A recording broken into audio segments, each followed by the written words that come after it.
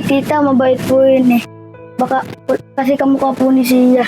Baka tatay niya po yun kasi wala po siyang tatay. Ikaw, anak, yung anak mo, be. Kung ako sa'yo, mas magalap ko na ngayon, di ba? Kalimutan mo na yung lalaki mo, wala mapapalagi. Masisiraan ka na ng bait dun eh.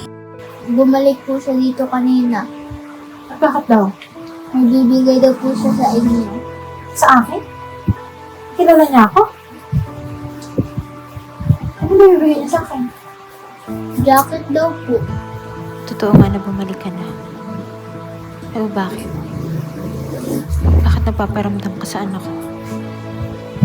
Hindi kaya may alam ka na anak mo siya? Mama, Oh, Mars. O yan. Sakit na ako, Mars. May nakaalala sa'yo ah. Sino naman? Baka yung mga hindi nagbayad dito. Anak, Panigurado. kumusta ang benta? Sorry ha, nagpa-check up si mama dun sa clinic sa barangay. po. Oh, ang dami ah. Yung mabait pong lalaki bumalik dito tapos bumili naman pong jacket. Binigyan po akong candy. Mars, delikado na to ha. Yan ba yung nagbigay sa inyo ng ice cream? Ano napapadalas yan, Mars ah? Di ba sabi ko, huwag ka lalapit dun, anak? Eh mama, mabait po yun. Sabi nga po ng customer na bumili sa akin kanina. Yun daw po yung balikbayan. Ah, yung balikbayan, Mars. Balita ko, gwapo daw yun ah. Balikbayan? Sino ba nag-abroad dito? Isa lang naman yun eh. Mars, di kaya yung tatay no? Anak, sige na, dalhin mo na to dun. Ipasok mo dun sa lagayan ng pera ha. Mars, paano kung tatay ng anak mo? Hindi kaya siya yung pumupunta-punta dito? Kung mamaya nilalapitan niya yung anak mo eh. Ba't niya naman gagawin? Hindi naman niya alam na may anak kami. Malay natin, Mars. Kahit anong mangyari, ayoko nang ma-involve sa pamilya niya eh. Alam mo naman yung ginawa ng nanay tsaka yung kapatid niya, di ba?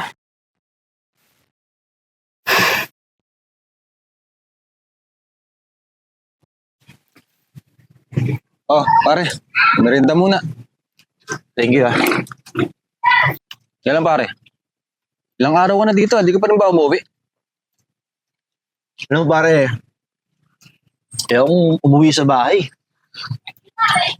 Naaalala ko lang yung masamang nangyari dun eh. At least dito, maganda yung naaalala ko. Nga pala, pare. Naikwento nga pala ako sa iyo. Yung dati mo daw girlfriend, may anak na. Teka, saan mo naman ang balitaan yan? Dito, sabi-sabi din sa bayan. Baka naman anak mo yun. Kahawig na kahawig mo. Batang babae. O pare, kung ako sa iyo, alamin mo yung toong kwento dito sa dati mong jowa. Baka mamaya, totoo yung, alam mo na, sabi-sabi. Ano pare, saglit lang. Saan tayo mo dito? May pupuntahan lang ako. Pupunta. Saglit lang. Hintayin kita dito, ha? Oo.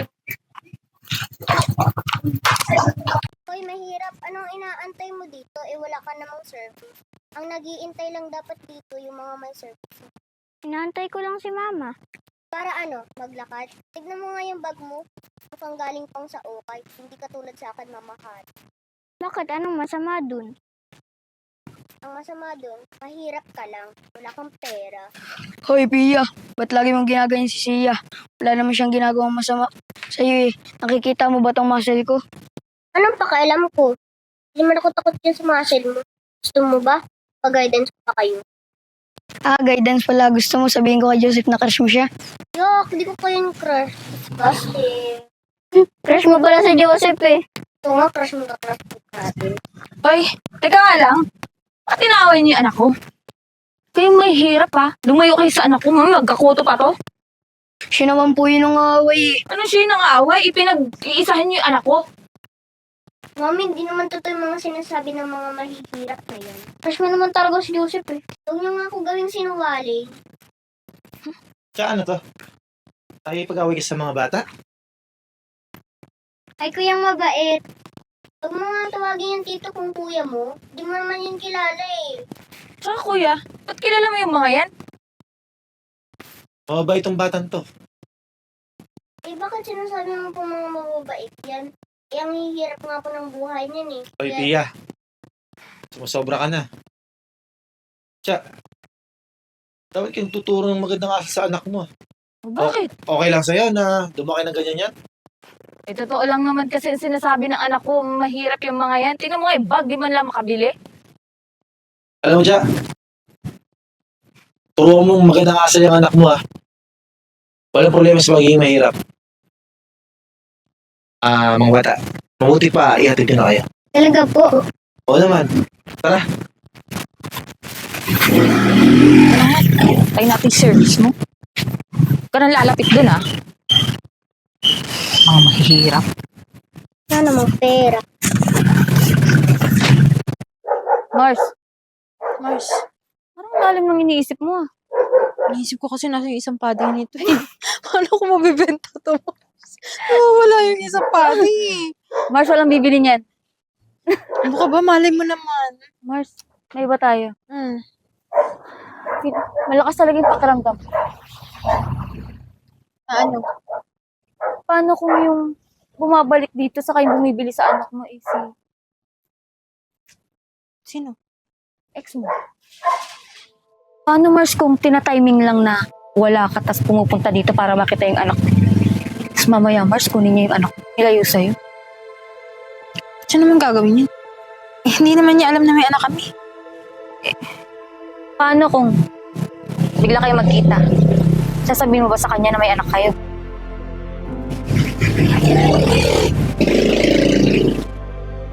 Hindi ko alam. Hindi ko naman alam kung may pamilya na siyang bago o alam mo may girlfriend na yung tao. Malaman man niya na may anak na kami. Wala namang magbabago eh. Kung noon nga, di ba, iniwanan niya ako. Ewan ko. Hindi ko isipin, Mars. Kasi kung mangyari man yun, papayag na ibigay ko sa kanya yung anak ko eh. Eh kasi Mars ako iniisip ko yung paano kung yung balikbayan na yun is si Charles? Hindi niya kailangan malaman na may anak kami. Antay mo yung anak mo. Eh baka mamaya malaman na may anak kayo. Kunin niya sa'yo. Ako papayag. Pwede mangyari yun. Antay mo lagi yung anak mo, ha?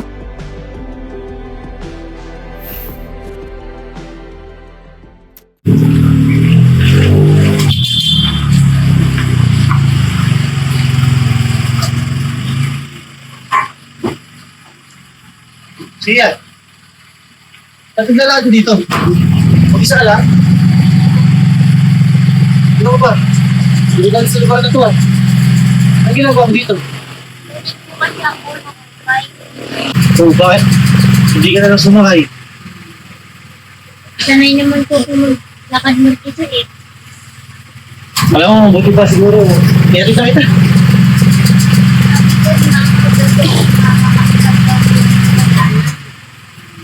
Alam mo siya, tama naman yung mama mo. Eh, kaya lang, mas delikado kasi dito. Isa pa, uulan o. Kaya, magkasal ka pa. Kung maganda na, kaya alam mo ako, di ba? Talaga po. Salamat po. Ano?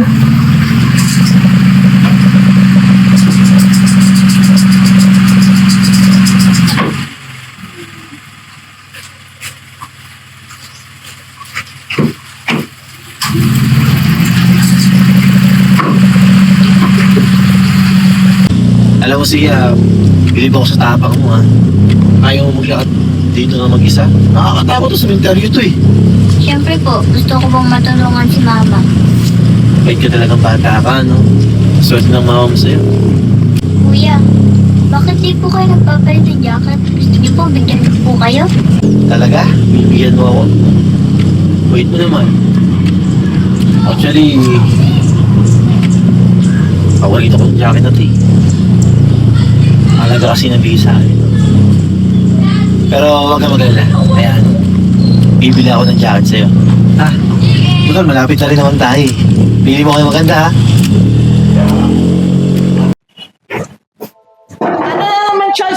nababalitaan ko. Kakarating mo lang dito sa Pilipinas. Kung saan ka na naman pumupunta. Kaya nga, ma. Malita ko, punta sa kayo ng babae yon. Teka lang. Magagalit na naman kayo. Tsaka sino bang babaeng yun? Yung babae yun, si Virgo. Yung sumira sa pangalan natin. Ma, baka hindi mo alam yung totoo. Ano totoo? Nangiwan ka niya? Isa pa, ma. Kuya, 7 taon na. Hindi ka pa rin ba nakakamove on? Tumigil ka na ha. Sa kapay. Ba't ba kayo nagagalit sa tao? Ikaw na nga yung sinunod ko, di ba? Ma, alis na ako. Saan ka pupunta? Sasamahan mo pa rin yung babae yun? Ma, hindi. Di ba ito na may gusto mo? Ang mag-iwag bansa ako. Mabuti naman, nag-isip-isip ka rin. Pero ma, last na to. Na susunod ako sa'yo. Sana naman pagbalik ko, kaya ako na ako sa mga gusto ko. Mahal na ako.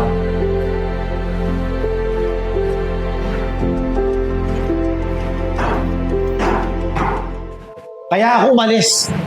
Ikaw nga sumira sa relasyon namin eh. Ano ako? Yung babae yung sumira sa pamilya natin. Ma, kahit kailan di tayo nasira. Kuya, pwede ba? Huwag mong sinasagot ng ganyan si mama. Tsaka ano bang bibilong doon? Basahan? Ang dami na natin basahan, no? Yung pigsasabi mo. Ha? Alam nyo, kaya ako umalis. Di ba ma? Dahil sinunod ko yung gusto mo. At sinabi ko rin sa'yo, na pagbalik ko, kaya ako naman ako sa mga gusto kong gawin sa buhay. Bakit hanggang ngayon pinapakalman nyo ako? Ayoko nang mapariwala yung buhay mo dahil sa babae yun. Ano may sinasabi ni mama? Pwede ba? Pabayaan nyo na ako.